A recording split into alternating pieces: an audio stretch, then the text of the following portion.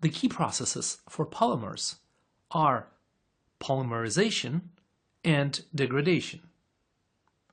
Both processes are chemical reactions carried out by enzymes, molecular machines that can drive chemical reactions in a very efficient and precise manner. Let's take a look at some of these enzymes essential for polymer formation and degradation.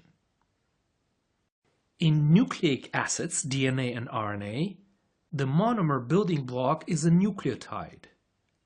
The enzyme that makes DNA with nucleotides is called DNA polymerase, and the one that makes RNA, RNA polymerase.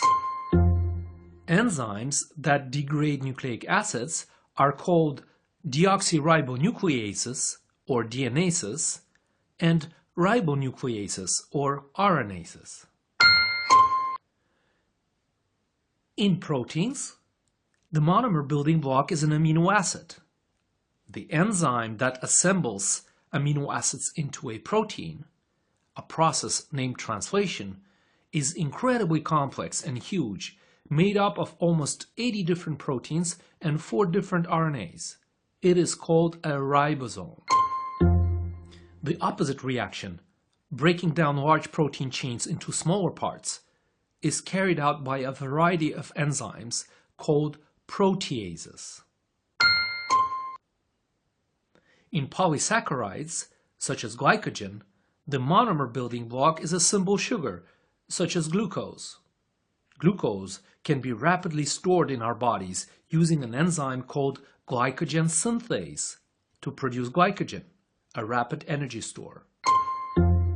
Glycogen can be converted extremely rapidly, in less than a second, back to glucose using glycogen phosphorylase. Finally, making most lipids, like long-chain fatty acids, relies on a simple molecule called pyruvate.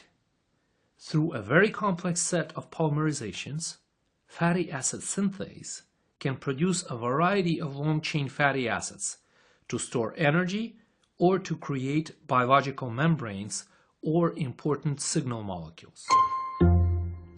The enzymes that degrade fats, this is how we can lose weight, are called lipases. This is, of course, the very tip of the iceberg of a whole science called enzymology. But the enzymes and processes we just saw are so central that it is important to remember them. DNA polymerase replicates DNA. RNA polymerase copies DNA code into RNA code. The ribosome decodes genetic code and assembles amino acid sequences to make proteins. Complex polysaccharides can be used as energy storage or as a way to modify proteins. These modifications are called glycosylation. Remember this term. We will be coming back to it many times. Finally, the polymerizations of lipids are essential to build all the separations that make up cells. Phospholipids assemble into biological membranes. They are always there. All these polymers are part of a living system. This means that with very few exceptions, polymers are constantly synthesized and constantly degraded. This continuous recycling is one of the hallmarks of life.